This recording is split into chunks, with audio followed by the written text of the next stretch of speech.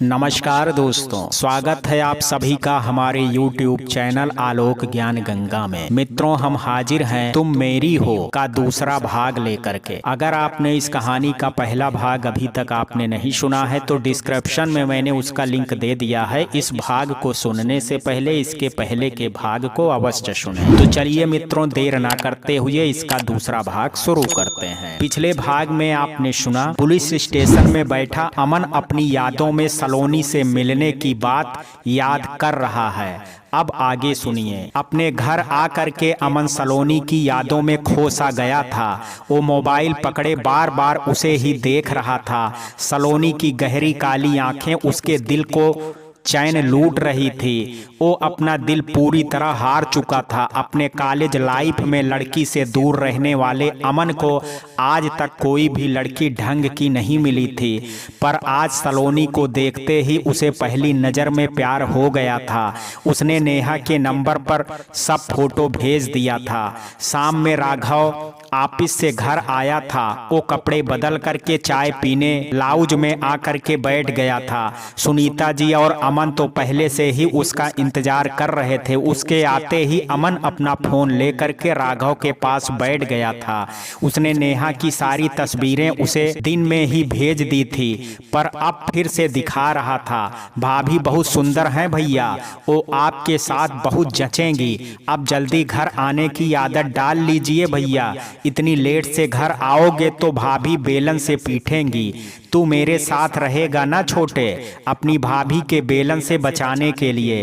राघव हंसते हुए बोला था। बेटा, तुझे नेहा पसंद तो है ना? कहीं तू बाद में ये ना कहे कि मुझे वो पसंद नहीं है तो फिर मैं। माँ, आप ये सब क्यों बोल रही हैं? मैंने तो पहले ही सारी बात आप पर छोड़ रखी है। वो सर खुजाते हुए बोला था, पर सुनीता जी की आंखों में अनजाने से सवाल भरे, जिसे देख करके वो हंसते हुए बोला, माँ मुझे नेहा बहुत पसंद है। आपकी पसंद मेरी पसंद है। वैसे भी मुझसे ज्यादा तो वो आपके साथ रहेगी, इसलिए आपको वो ज्यादा पसंद आनी चाहिए। अब तो आप संतुष्ट हैं ना? हाँ बेटा, अब मैं तेरी तरफ से निश्चिंत हो गई हूँ। अब जल्दी से ही मैं तेरी शादी का दिन निकलवा लेती हूँ। वो मुस्कुरा दी थी। हाँ भैया, ये तो बिल्कुल सही है। हम दोनों तो सुबह शाम ही रहेंगे घर पे, पर माँ और भाभी 24 घंटे साथ रहेंगी। इन दोनों में सब कुछ ज्यादा पसंद आना चाहिए। अमन भी बोलता हंस पड़ा था। तुम दोनों हमेशा मेरी टांग खींचते रहते हो। सुनीता जी अपने दोनों बेटों का सर सहला करके उठ गई थी। तुम लोग बस कुछ दिन रुक जाओ, जब मेरी बहू आएगी ना तब मैं तुम दोनों को भी देख लूंगी। मैं अपनी बहू को बेटी की तरह रखूंगी और उसके साथ मिल करके तुम दोनों की टांग खींचा करूंगी। उसके आने के बाद मैं तुम दोनों के इंतजार में अकेली बोर नहीं होंगी। अब तुम दोनों बातें करो, मैं खाना बना लेती हूँ। और वो किचन की तरफ चल दी। राघव और अमन हंसने लगे थे। रात के खाना खाने के बाद वो दोनों बहनें अपने कमरे में बैठी थी। नेहा अपनी होने वाली सास के दिए उपहारों को देख रही थी, पर सलोनी की आंखों में अभी भी अमन की बातों और हरकतों को याद करके गुस्सा भरा था। दीदी, आपकी सास तो बहुत अच्छी हैं, पर आपका होने वाला देवर बहुत ही आवारा टाइप का है। किसी लोफर की तरह मेरी तरफ देख रहा था। सुना है सीनियर इंस्पेक्टर है। भला ऐसे पागल क्यों अपराधियों को पकड़ेंगे? मेरा तो दिल चाह रहा था कि उसे एक थप्पड़ लगाऊं, पर पापा के कारण मन मार करके रह गई। सलोनी नेहा के कंधे पर सर रख करके बोली थी। अब ऐसा भी नहीं है सलोनी, अमन तो मुझे बहुत अच्छे लगे। हर बात में हंसने वाला, बिल्कुल अपना सा। अगर मेरा कोई भाई होता तो बिल्कुल अमन की तरह होता। वो हसरत से बोली थी। अपने ऊपर बड़ा भाई नहीं होने का दुख उसे हमेशा रहता था। वैसे तुम हो ही इतनी सुंदर कि कोई भी तेरे पीछे पागल हो सकता है। दीदी, भला ये क्या बात हुई, आप अभी से उसकी साइड लेने लगी हैं? उसकी तो मैं जान ले लूंगी, उसने मेरी दीदी को मुझसे छीना है। वो नाराज हो करके बोलती तकिया फेंक करके नेहा को मारने लगी थी। नेहा भी दूसरे तकिए से उसे मारने लगी थी। दोनों एक दूसरे को तकिए से मार मार करके खेल में लग गई थी। निर्मल जी बरामदे में बैठे हुए थे। वो अपनी दोनों बेटियों की खिलखिलाहट सुन करके बेहद खुश थे। मेरी नेहा को इतना अच्छा ससुराल मिल रहा है, मैं बहुत खुश हूँ और पूरी तरह संतुष्ट हूँ। नेहा की माँ, आज आप जिंदा होती तो खुद से अपनी बेटी की विदाई की तैयारी करती, पर मुझे पता है आप जहाँ हैं वहीं से नेहा को आशीर्वाद दे रही हैं। वो आपके आशीर्वाद से हमेशा खुशहाल और सुखी रहेगी। पूरी निश्चिंत हो करके वो लेट गए थे। दिन बीतने लगा था। सुनीता जी ने पंडित जी से शादी का दिन तय कर निर्मल जी से बात कर ली थी। उन्हें भी कोई आपत्ति नहीं थी, इसलिए दोनों परिवार में धीरे धीरे शादी की तैयारियां शुरू हो गई थी। अमन से नेहा की रोज बात होने लगी थी। वो हमेशा उससे हंसी मजाक करता और राघव का नाम ले लेकर के छेड़ता रहता था। सलोनी उन दोनों की बातें सुन सुन करके मन ही मन चिढ़ने लगी थी। फिर उसने एक तरीका निकाला।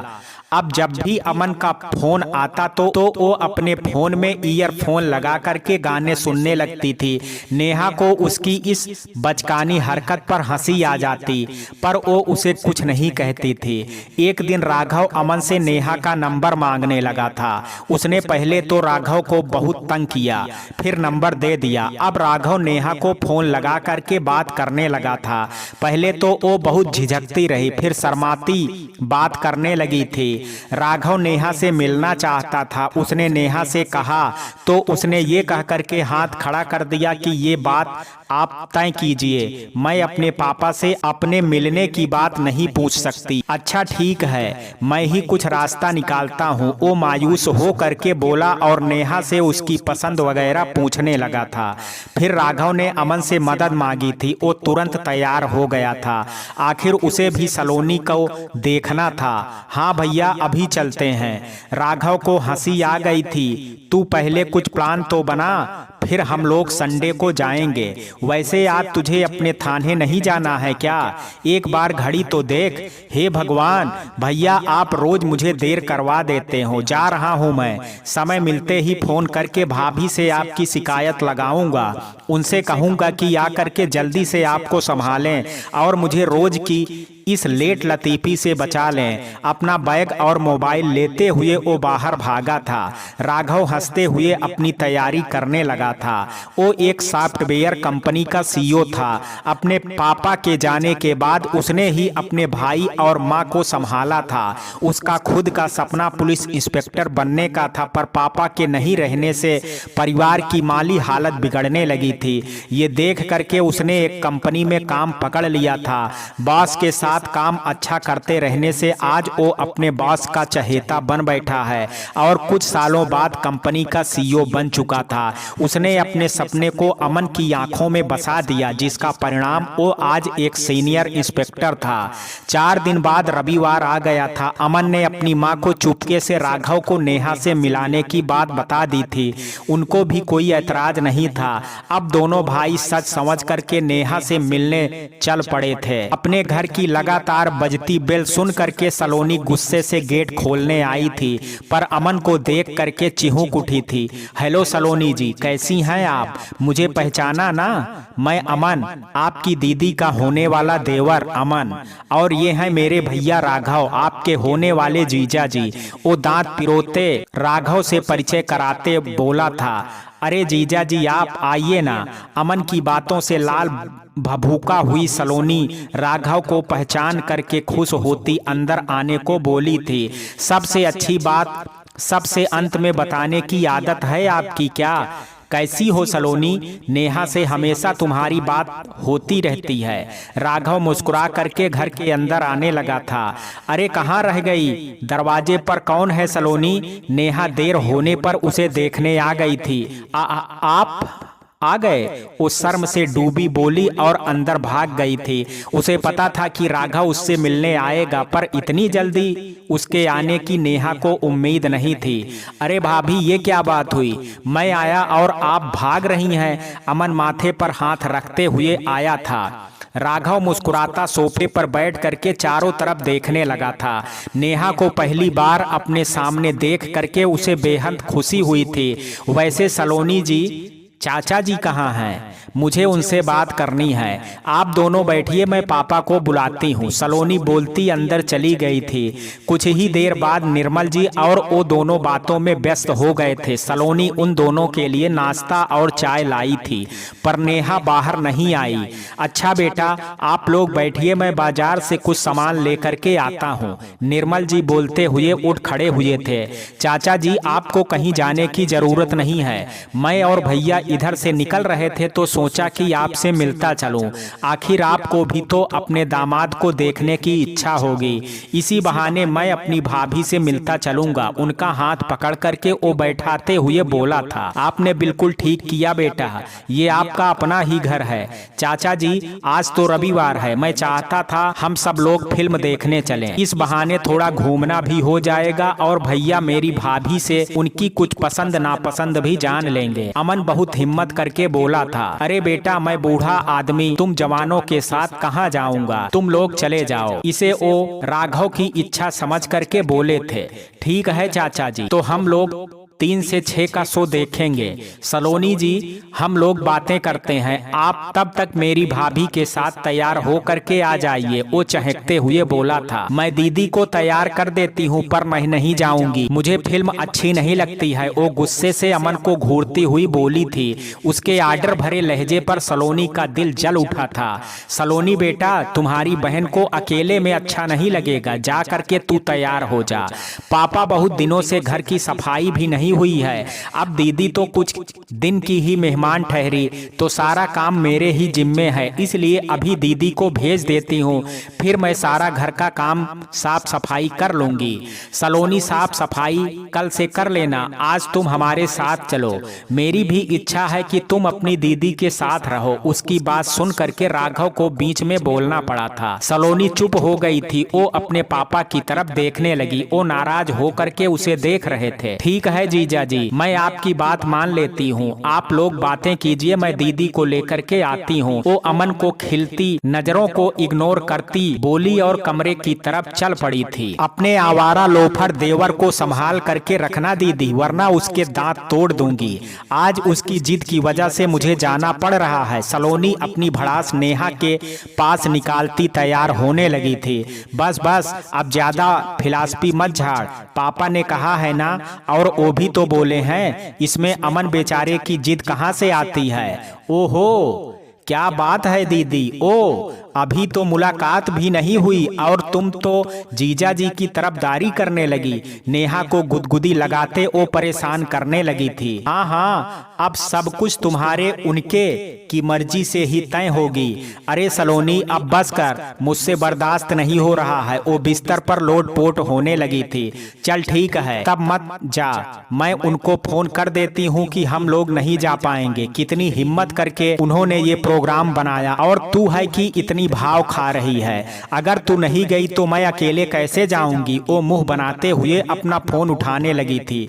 दीदी, आप ये इमोशनल ड्रामा बंद कर रो। चल तो रही हूँ ना, तुम बस एक उपकार करना मुझ पर, अपने उस तिलचट्टे देवर से कह देना कि मुझसे दूर रहे। उसका हाथ पकड़ करके बिस्तर से खींचती सलोनी बोली थी। मैं कोशिश करूंगी नेहा, पर तू भी अमन से लड़ाई मत कर लेना, वरना राघव जी सोचेंगे मैं भी तुम्हारी तरह उनसे झगड़ा करूंगी। मासूमियत से नेहा बोली तो सलोनी फिर से उसे गुदगुदी लगाने लगी थी।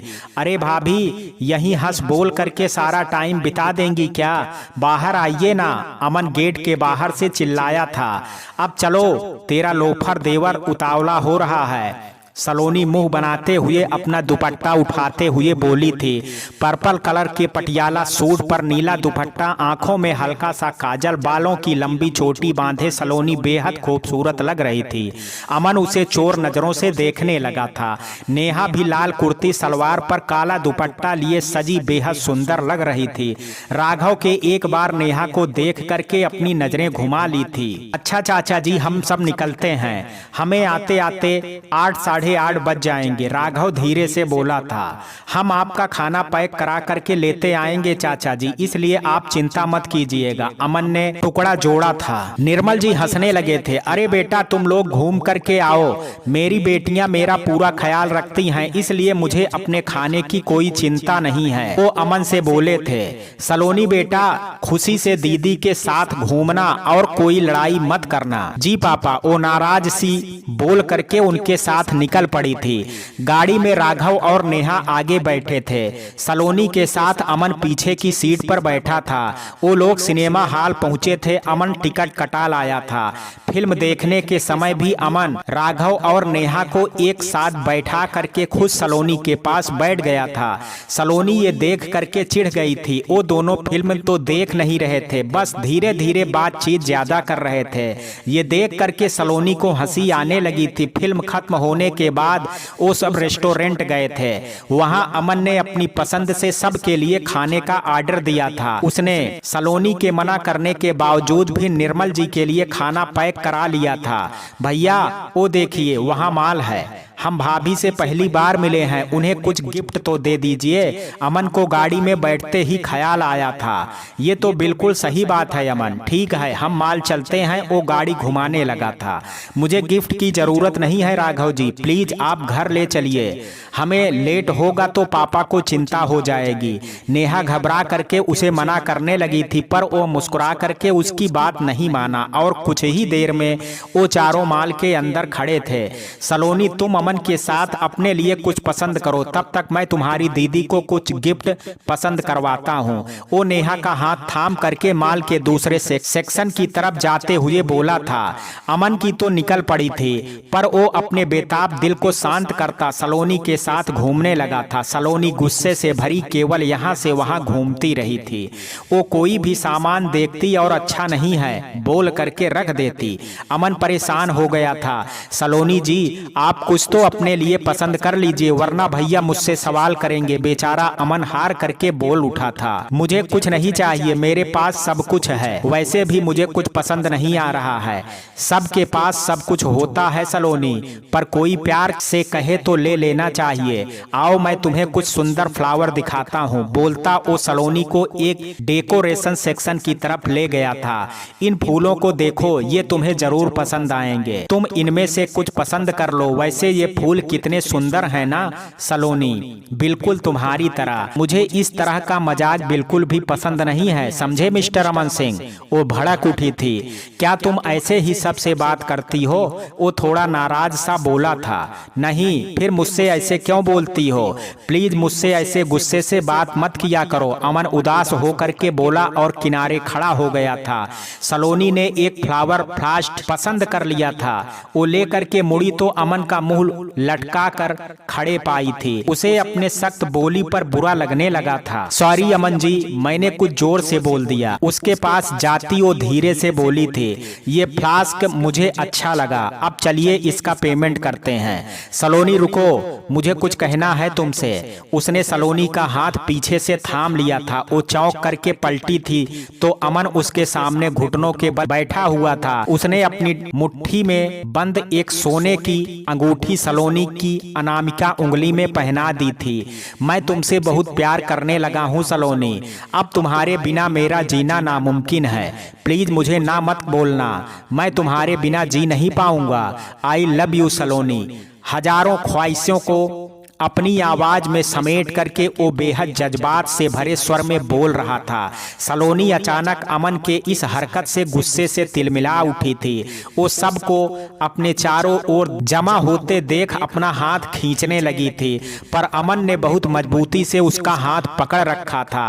पहले हाँ बोलो सलोनी। देखिए अमन जी, आप अच्छे होंगे, मैं आपको पसंद नहीं करती, इसलिए आप ये ख्याल छोड़ दीजिए कि मैं आपसे प्यार करूंगी।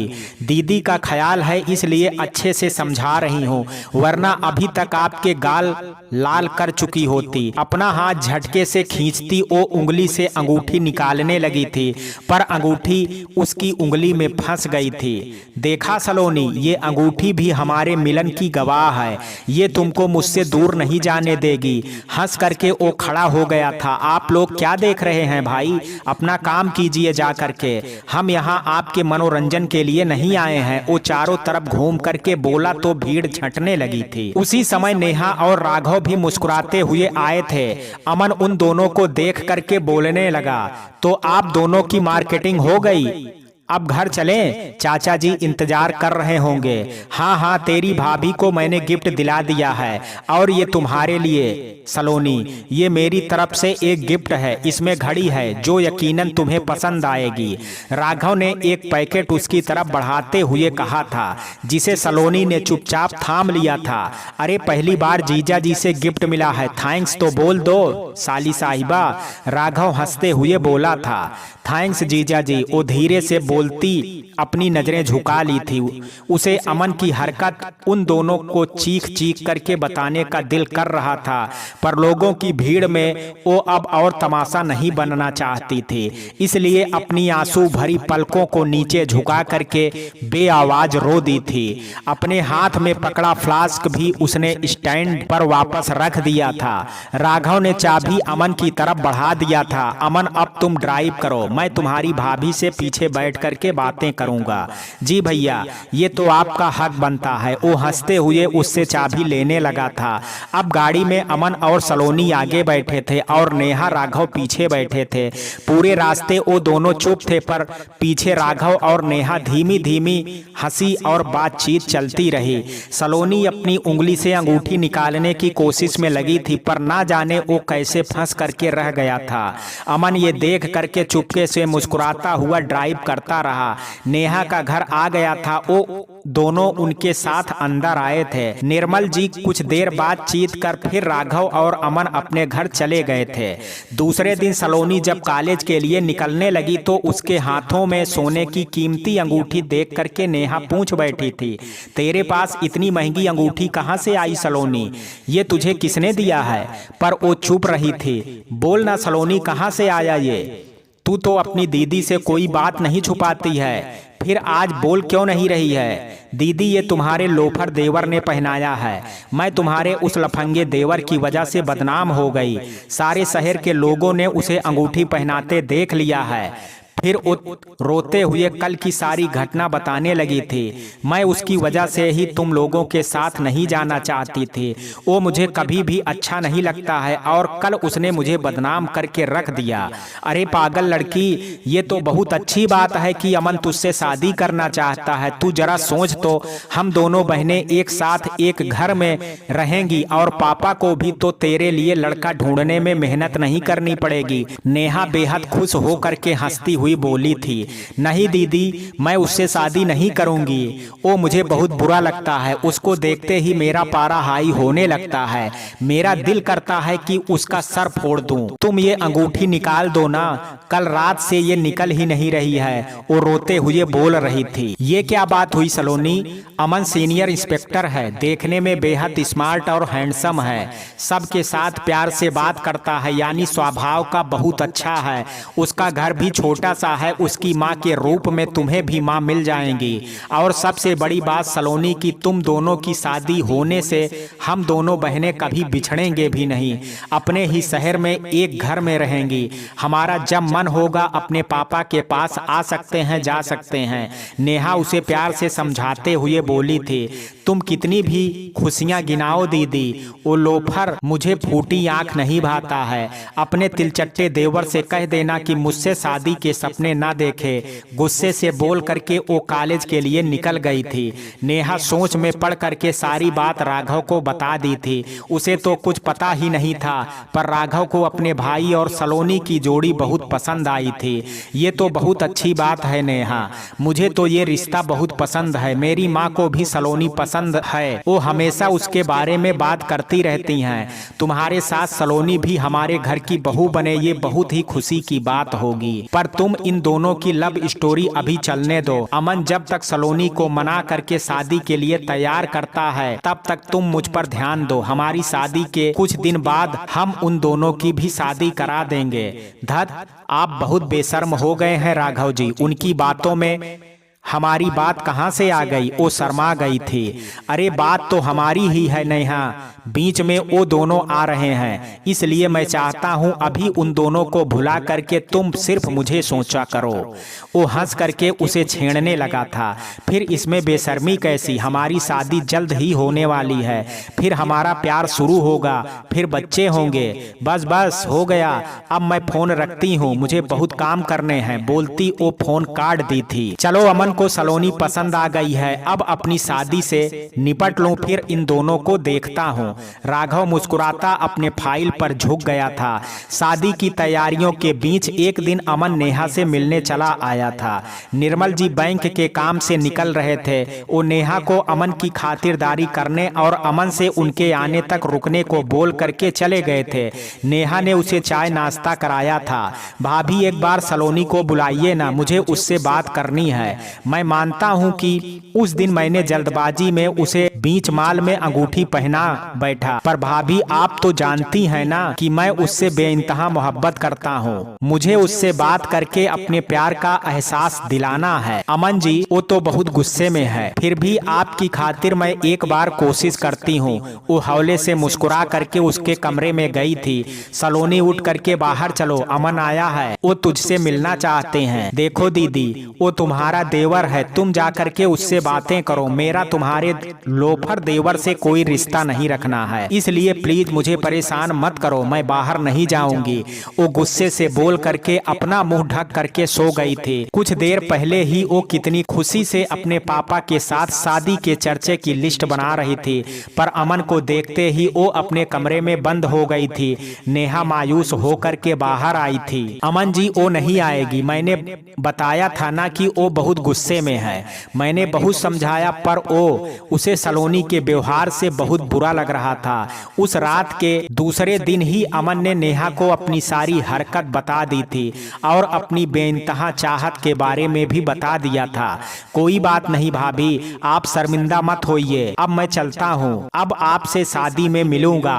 वो फीकी हंसी के साथ उठ खड़ा हुआ था। नेहा उसके साथ बाहर तक आई थी। भाभी मुझे सलोनी का नंबर दे दीजिए, मैं बात करके उसे मना लूंगा। वो मुझसे नाराज है, पर बहुत जल्दी मेरी चाहत को पहचान लेगी। नेहा अमन की फरमाइश पर कुछ देर सोच में पड़ गई थी, फिर बोली, अमन जी अगर उसे पता चला कि मैंने आपको उसका नंबर दिया है तो वो मुझसे भी नाराज हो जाएगी। इस बात की टेंशन मत लीजिए भाभी आप, मैं भैया का नाम बोल दूंगा। आपकी इस नकचड़ी बहन को बहुत जल्द अपना ना बनाया तो अपने देवर का नाम बदल दीजिएगा। वो हंस करके बोला था। थोड़ी मुश्किल होगी देवर जी, वो बहुत जिद्दी है, एक बार जो ठान लेती है वही करती है। वो पहले दिन से आपको लोफर समझ बैठी है, इसलिए आपसे और ज्यादा गुस्से में रहती है। फिर आपने बहुत जल्दी में उसे अंगूठी पहना करके थोड़ी गलती कर दी। वो हौले से बोली थी, आप अपने भैया को या मुझे भी अपनी पसंद बता सकते थे, जिससे आपका काम बन जाता, पर अब तो वो नाराज है। आपने मुझे पहचाना नहीं भाभी, इसलिए ऐसा कह रही हैं। मैं मानता हूं कि मुझे वाकई में गलती हुई है, पर मैं भी क्या करता भाभी, आपकी बहन इतनी खूबसूरत है कि मैं पहली नजर में ही उस पर मर मिटा था। अब गलती तो कर चुका हूं, पर इसे मैं ही तो ठीक करूंगा। उसके दिल की सारी गलतफहमी दूर कर उसे अपने प्यार का एहसास कराऊंगा। वो हंस करके बोला था। नेहा उसे बहुत गौर से देख रही थी। वो इंस्पेक्टर के यूनिफॉर्म में बेहद हैंडसम लग रहा था। भगवान आपकी सारी बात सच करें अमन जी, अपनी जिद्दी बहन के लिए मुझे आप बेहद पसंद हैं। मैं ईश्वर से आप दोनों के मिलने की दुआ करूंगी। अभी तो आप नंबर लिख लीजिए। वो हंस करके उसे नंबर लिखाने लगी थी। भाभी आप तो मेरे घर आ ही रही हैं। मुझे और मेरे जिद को भी जल्द ही पहचान जाइएगा। आपकी बहन जिद्दी है तो मैं उससे 4 गुना जिद्दी हूँ। मैं इंस्पेक्टर हूँ भाभी। मेरा रोज एक से एक जिद्दी और अड़ियल लोगों से पाला पड़ता है। मैं जिस चीज के पीछे पड़ जाऊं उसे पा करके ही रहता हूँ। फिर आपकी बहन क्या चीज है? आपकी कम अकल बहन ने मेरे बारे में जो गलत धारणा बना ली है उसे जल्द ही मैं तोड़ दूंगा। सलोनी को अपने प्यार में इतना डुबा दूंगा कि वो खुद मुझसे शादी करने के लिए खुद ही मान जाएगी। अब आप अंदर जाइए, मैं चलता हूँ। चाचा जी को बोल दीजिएगा मुझे देर हो रही थे, उनसे फिर कभी आकर के मिल लूंगा। वो मुस्कुरा करके बोला और हाथ हिलाता अपनी गाड़ी में जा बैठा था। नेहा उदास होकर के अंदर आ गई थी। अमन अपने थाने आ करके कुछ जरूरी फाइल्स चेक करने के बाद सलोनी के नंबर पर हाय लिख करके सेंड कर दिया, पर वो कोई रिप्लाई नहीं दी थी। अमन उस दिन के लिए उसे खूब सारे सॉरी वाले इमोजी भेज करके माफी मांगने लगा था, पर वो गुस्से से अपने डाटा ही ऑफ कर रही थी। बेटा अमन, जिसे तुमने पसंद किया है वो तीखी लाल मिर्च है। तुम्हारे इन छोटे छोटे कारनामों से वो शांत होने वाली नहीं है। अब तुझे कुछ बड़ा सोचना होगा। मन में सोचता वो मुस्कुराने लगा था। दूसरे दिन सलोनी कॉलेज गई थी। कॉलेज में फाइनल एग्जाम होने वाले थे तो उसे कुछ पेपर्स तैयार करवाने थे। वो वापसी में अपने उंगली में अटकी अमन का पहनाया अंगूठी ज्वेलरी की दुकान पर जाकर के कटवा ली थी। आपकी आस्की भी ऐसे ही काट करके फेंक दूंगी अमन सिंह। आप मुझे बिल्कुल अच्छे नहीं लगते। दीदी और जीजा जी का ख्याल है, वरना आपसे बात भी ना करूं मैं। प्यार तो बहुत दूर की बात है। ऑटो में बैठी वो सोचती घर आ गई थी। नेहा किचन में खाना बना रही थी। सलोनी आ गई तू, कपड़े बदल ले, पापा को मैंने खाना खिला दिया है, हम दोनों एक साथ ही खा लेते हैं। वो प्यार से पास आती हुई बोली थी। ठीक है दीदी, तुम खाना निकालो, मैं तुरंत आती हूँ। अच्छा दीदी रुको, तुम्हारे लिए कुछ है मेरे पास। अपने बैग से वो पाउच में रखी कटी अंगूठी उसे निकाल करके थमा दी थी। ये अपने पास रख लो, जब तुम्हारा लोफर देवर मिले तो उसे दे देना। और हाँ दीदी, जब भी उससे बात हो तो बोल देना कि मुझे सॉरी वाले इमोजी भेज करके कुछ नहीं होने वाला है। मैं उसे इतनी बड़ी गलती के लिए कभी माफ नहीं करने वाली। बोल करके वो बाथरूम की तरफ फ्रेश होने चल दी थी। अपनी नासमझी और गुस्से में तू बहुत बड़ी गलती कर रही है सलोनी। अमन जी तुझसे बहुत प्यार करते हैं, वो तुझे बहुत खुश रखेंगे, पर अभी तू ये समझना नहीं चाह रही है। ना जाने अमन जैसे इंसान को तुम जैसी जिद्दी से प्यार क्यों हो गया। नेहा बहुत दुखी होकर के सोचती कटी अंगूठी गोदरेज में रखने लगी थी। राघव और नेहा की शादी की तय तारीख आ ही गई थी। आज शाम में राघव और नेहा की शादी होने वाली थी। निर्मल जी ने शादी की सारी व्यवस्था होटल में रख ली थी। वो लोग सुबह ही होटल पहुंच गए थे। निर्मल जी अपने कुछ रिश्तेदारों और जान पहचान के लोगों के साथ शादी के सारे इंतजाम देख रहे थे।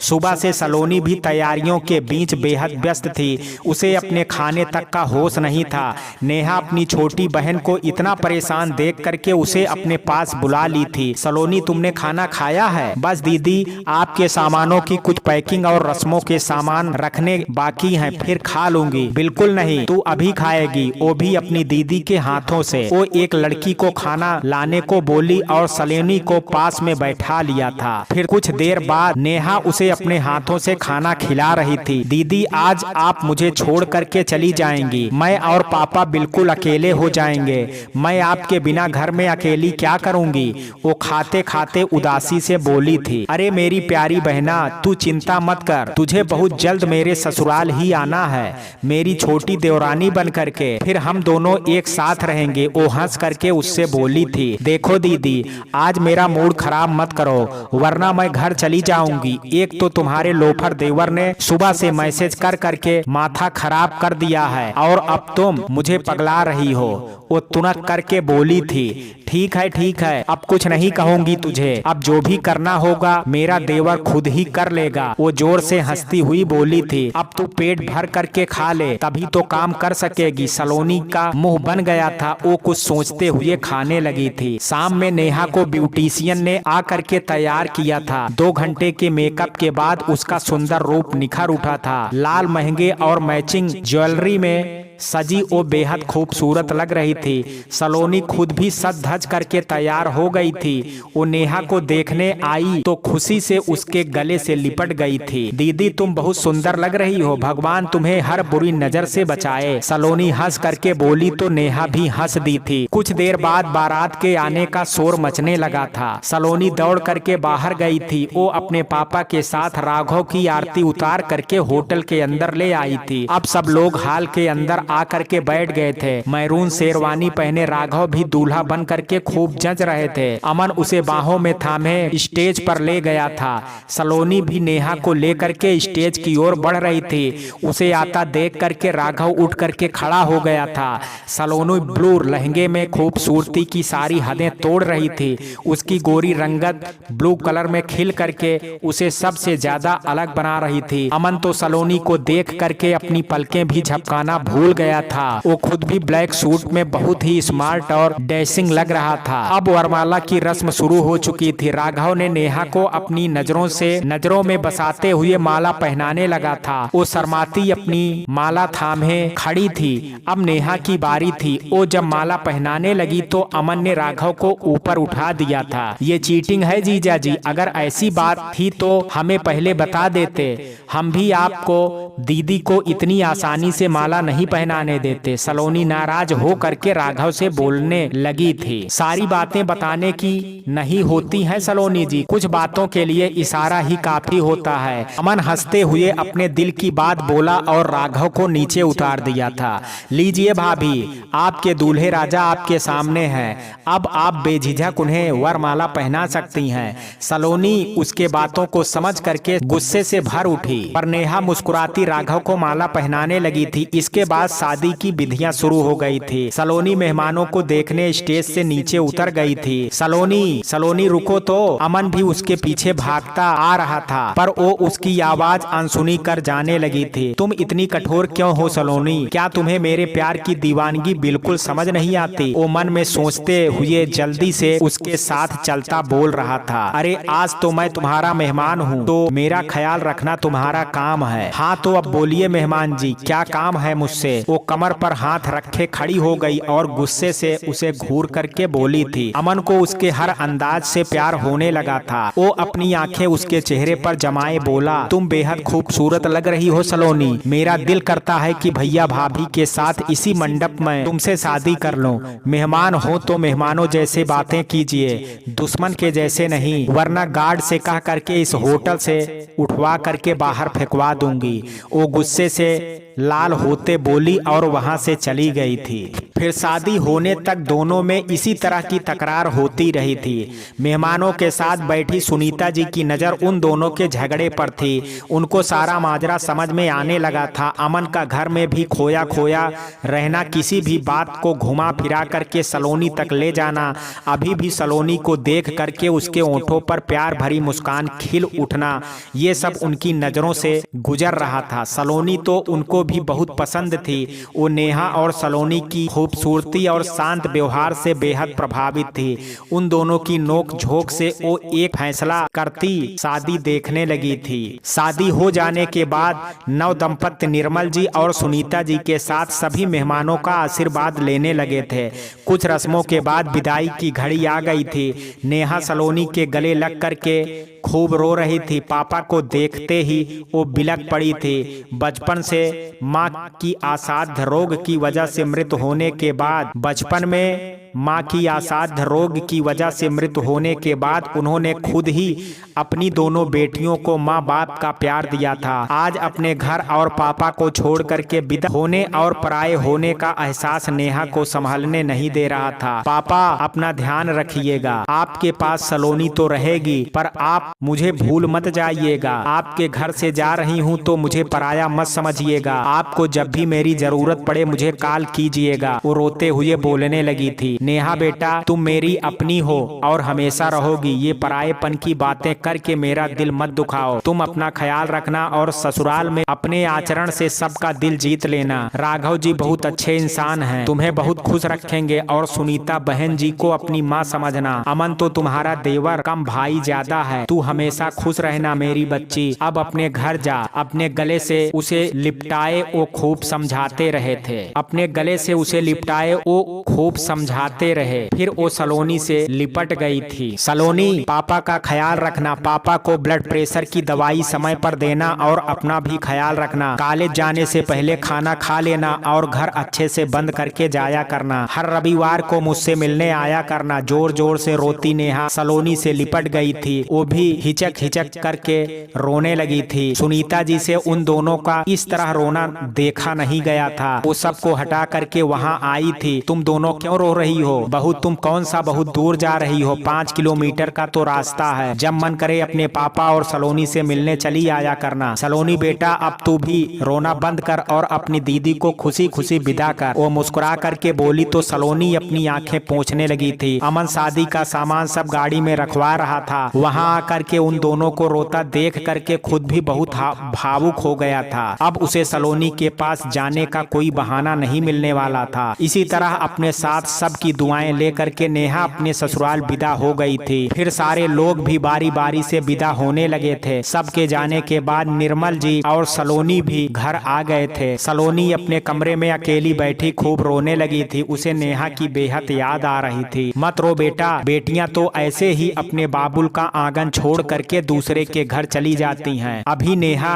गई है, कुछ दिनों बाद तू भी चली जाएगी। ये तो जमाने के दस्तूर हैं सलोनी, जिसे हर पिता को निभाना होता है। उसके रोने की आवाज पर निर्मल जी अपने कमरे से दौड़े आए थे। नहीं पापा, मैं आपको छोड़ करके कहीं नहीं जाऊंगी। मुझे शादी नहीं करनी है। मैं हमेशा आपके साथ रहूंगी। रोते रोते वो बोली थी। निर्मल जी मुस्कुरा पड़े थे। ठीक है, तुम मत करना शादी। अब सुबह होने वाली है। चल हम लोग कुछ देर सो जाते हैं। फिर कल जा करके मुझे होटल का हिसाब किताब भी करना है। ठीक है पापा, आप कमरे में जा करके सो जाइए। मैं ये सारी ड्रेस चेंज कर सो जाती हूँ। वो अब चुप हो गई। उसे संभला देख करके निर्मल जी उसकी माथा सहला करके बाहर निकल गए थे। अब निर्मल जी और सलोनी दोनों कॉलेज चले जाते थे और घर बंद रहता था। निर्मल जी जिस कॉलेज के प्रिंसिपल थे, सलोनी वहीं अपनी दोस्त नीलू के साथ प्रोफेसर थी। दोनों के दिन रात एक जैसे थे। पर सलोनी को अमन मैसेज करके परेशान करता रहता था। वो उसे अपनी चाहत का एहसास कराना चाहता था, पर वो उससे चिढ़ती रहती थी। इन्हीं दिनों एक दिन नेहा घर आई। उसके साथ राघव और सुनीता जी भी आए थे।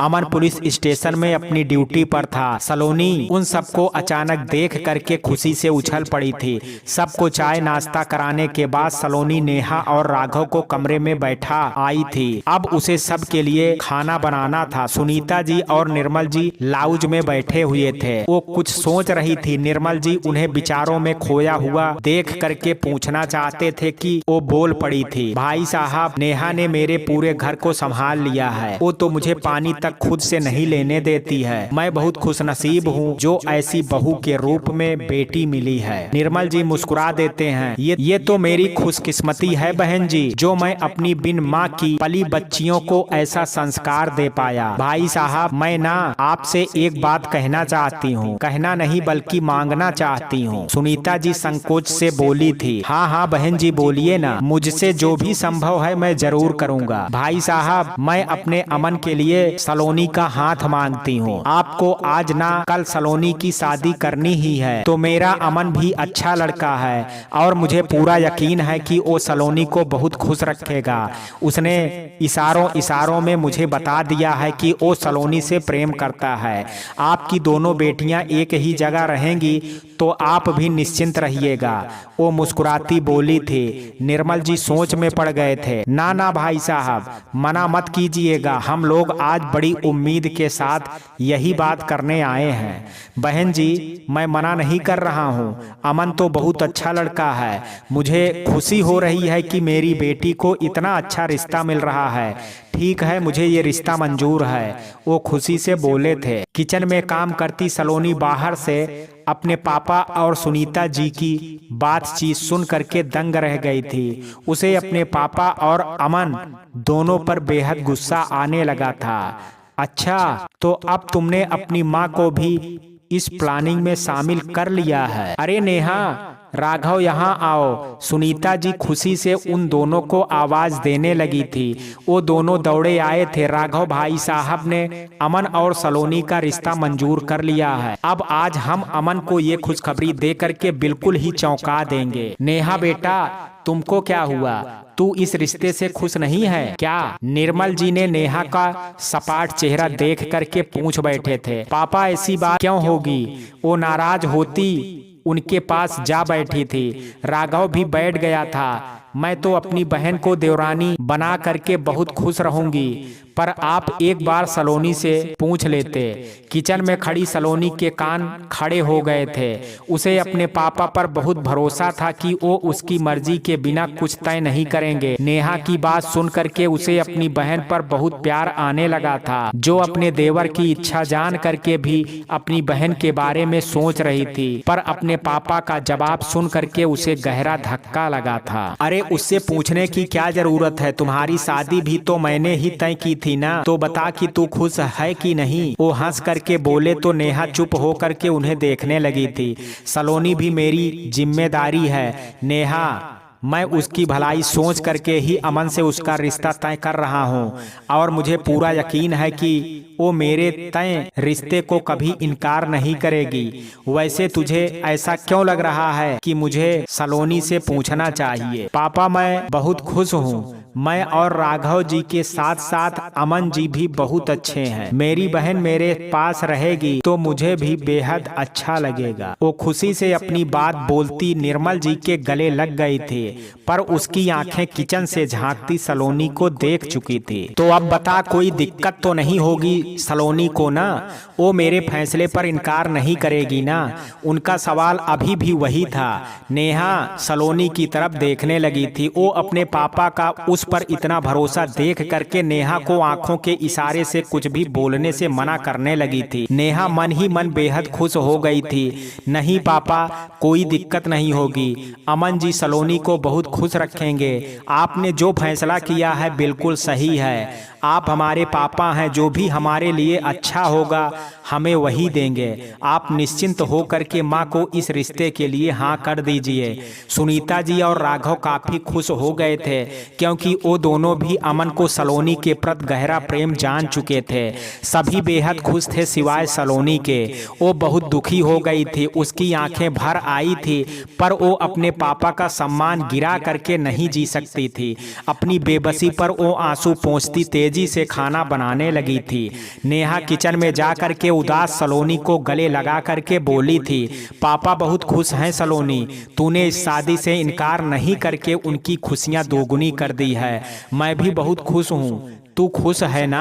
आप सबको मेरी खुशियों की चिंता करने की जरूरत नहीं है दीदी। अपनी बेटी होने का फर्ज निभा सकती हूँ, तो इस शादी को भी अपनी जिम्मेदारी मान करके निभा लूंगी। नाराजगी से बोलती वो रोटियां सेकने लगी थी। नेहा समझ गई थी कि वो शादी के लिए तैयार है, बस उदास है कि पापा ने एक बार भी उसकी मर्जी नहीं पूछी थी। वो फ्रिज से मिठाई निकाल करके सबको खिलाने ले गई थी। फिर वापस किचन में आकर के सलोनी के मुंह में एक टुकड़ा खिलाने लगी थी। अपनी ये खुशी अपने लाडले देवर को दिखाना, दीदी इस शादी से मुझे कोई खुशी नहीं है। आज तू मुझसे नाराज है सलोनी, पर एक दिन आएगा जब तू अमन के प्यार में ऐसी डूबेगी कि तेरा उबरना मुश्किल हो जाएगा। तू खुद मुझे धन्यवाद देती नहीं थकेगी। वो हंसी थी। ऐसा कभी नहीं होगा। तुम लोग खुशी से ये शादी करवाओ, पर मैं खुश नहीं हूँ। मैं तो तुम्हारे उस चहीते का जीना मुहाल करके रख दूंगी। उसे बड़ा शौक है ना मुझे अपनी पत्नी बनाने का। उससे कह देना मैं उसकी जिंदगी सड़े आलू टमाटर की तरह बना करके रख दूंगी। वो गुस्से से बोली थी। नेहा खिलखिला करके हंस दी थी। वो सब कुछ संभाल लेगा सलोनी, तुम्हें भी और तुम्हारे सारे अत्याचार को भी। बस एक बार तुम उसकी जिंदगी में शामिल हो करके तो देखो। उसने अपने प्यार से तुम्हारे अंदर प्यार का समंदर ना भर दिया तो कहना। सलोनी गुस्से से मुंह फेर ली थी। फिर दोनों बहनों ने सबको खाना खिलाया था। अब वो लोग विदा होने वाले थे। सुनीता जी नेहा से बोली थी, बहू सलोनी को बुला लाओ, जरा उसे भी जी भर के देख लूं। नेहा अंदर से सलोनी को खींच करके ले आई थी, पर सलोनी की फूली आंखें देख करके निर्मल जी चौंक पड़े थे।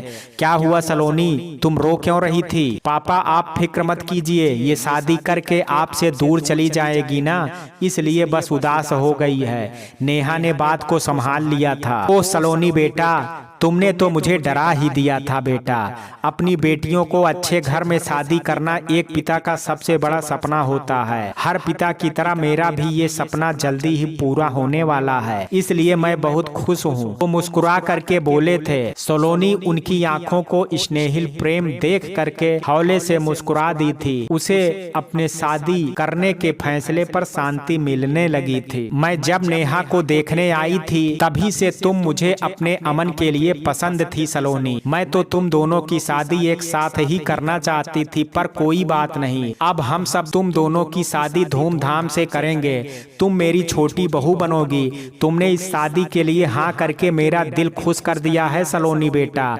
मेरा प्यार हमेशा तुम दोनों बहनों के साथ रहेगा। सुनीता जी हंस करके बोली और उसका माथा चूम ली थी। ठीक है भाई साहब, अब हम लोग चलते हैं, जल्दी ही सगाई की रस्म कर लेंगे, फिर शादी कुछ दिनों के बाद करेंगे। ठीक है बहन जी, आप जैसा सोचे मुझे मंजूर है, वो हंस करके बोले थे।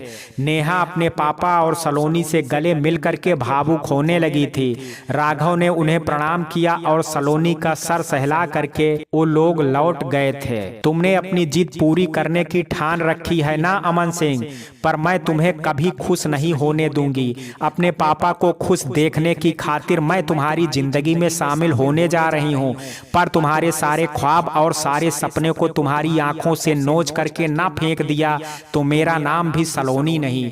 कमरे में बैठी वो बेहद गुस्से से सोचे जा रही थी। शाम में घर आया था। वो तीनों उसके इंतजार में ही लाउंज में बैठे थे। उसे देखते ही नेहा चाय बनाने के लिए उठ खड़ी हुई थी। देवर जी मुंह हाथ धो करके आइए, आपके लिए एक बहुत बड़ी खुशखबरी है।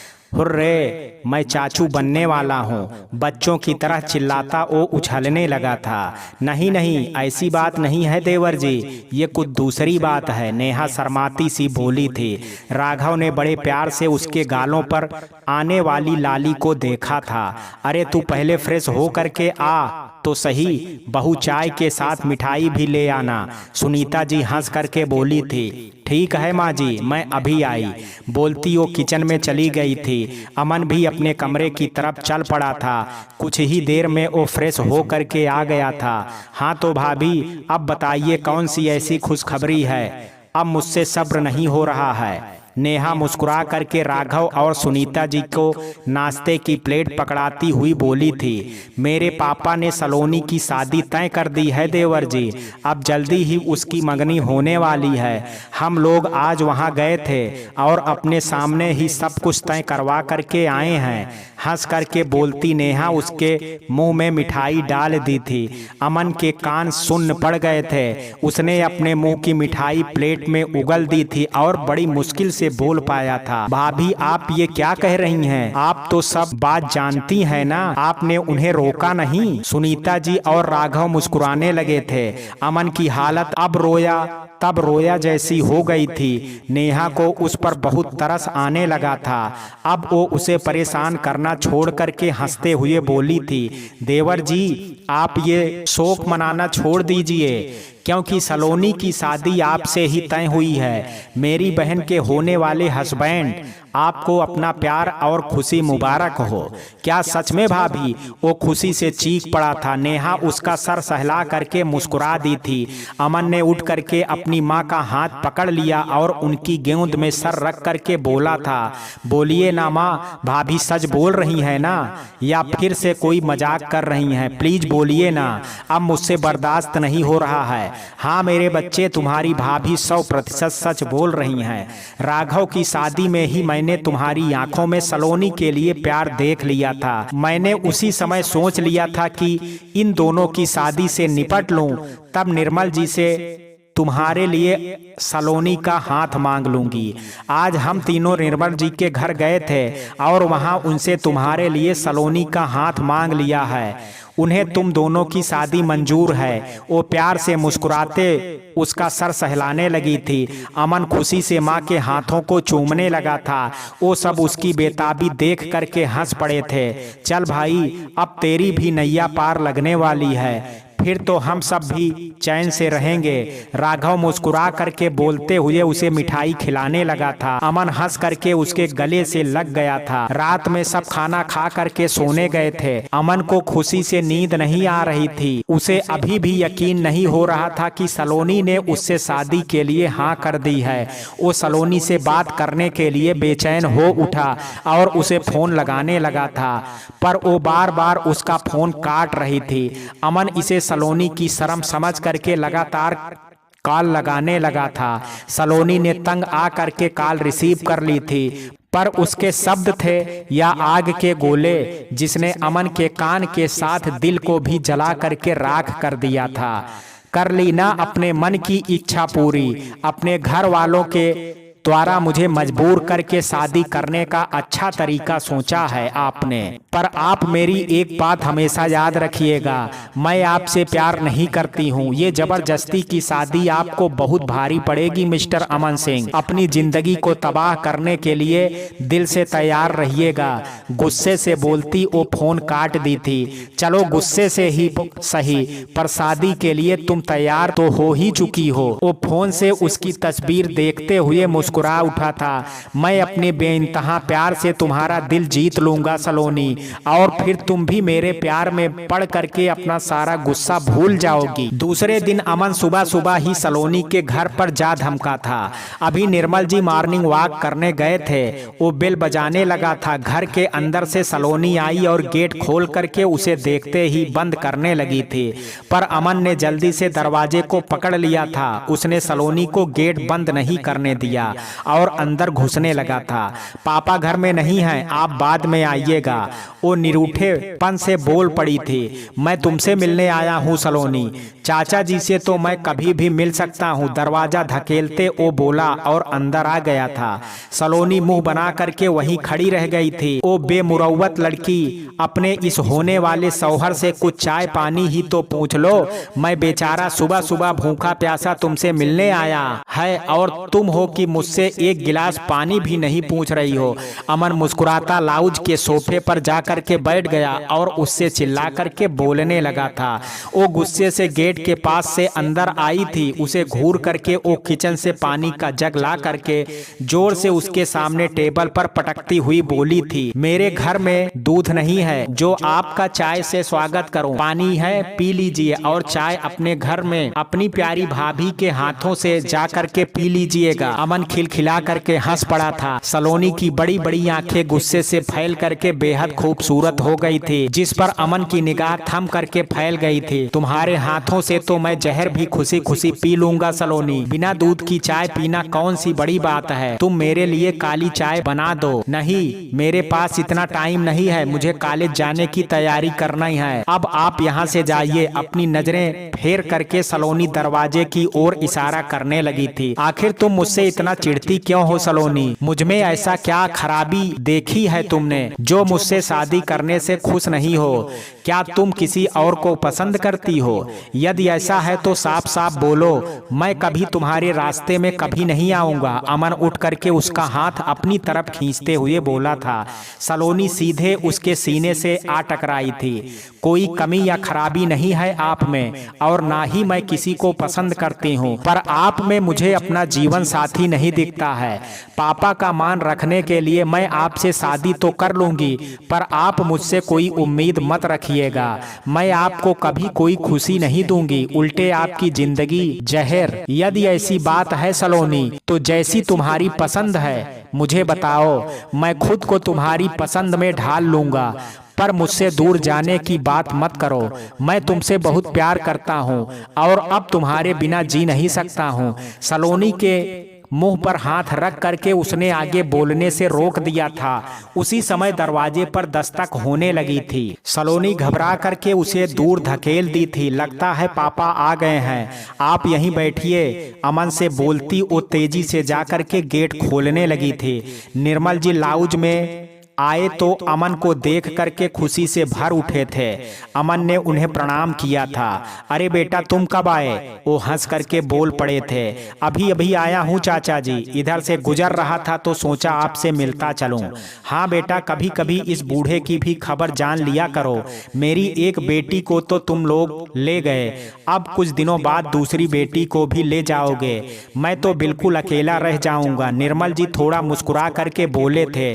सलोनी वहां से निकल करके किचन में चली गई थी। उसने चाय और बिस्किट ला करके उनके सामने रख दिया था। अरे चाचा जी, आप तो अभी भी इतने जवान हैं, अच्छों को पटकनी दे सकते हैं। अमन मुस्कुराते हुए सलोनी पर एक नजर डाल करके अपनी चाय उठा करके पीने लगा था, मानो उसे जता रहा हो कि तुम्हारे झूठ को मैं पहले से जानता था। वो गुस्से से तन करके वो गुस्से से दनदनाती चली गई थी। अमन हंसते हुए निर्मल जी से बोले, अंकल जी आज के बाद आप अकेले रहने की बात भूल ही जाइए।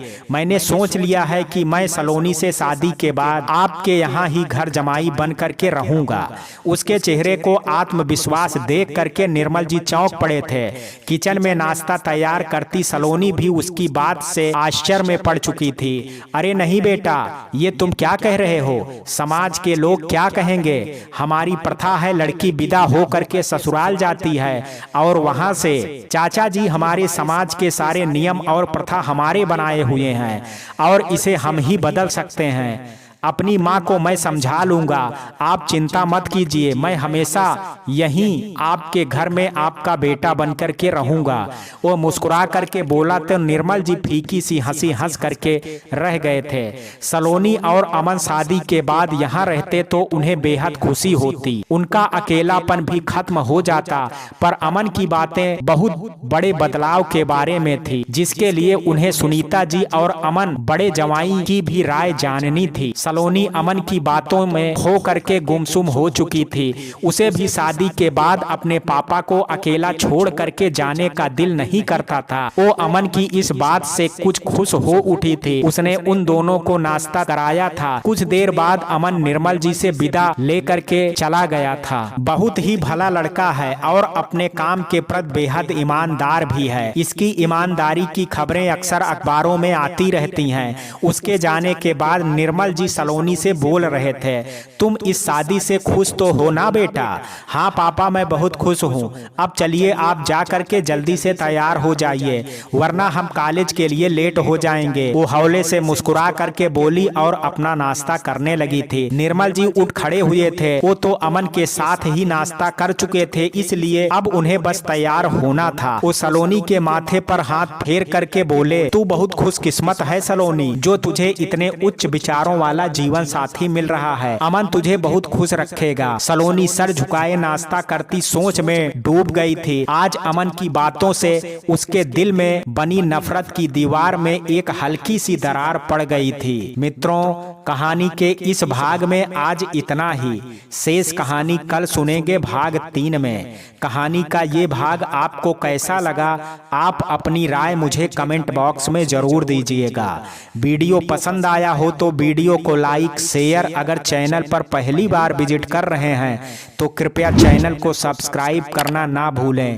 कल मिलते हैं कहानी के शेष भाग के साथ भाग 3 में। तब तक के लिए जय हिंद, जय भारत।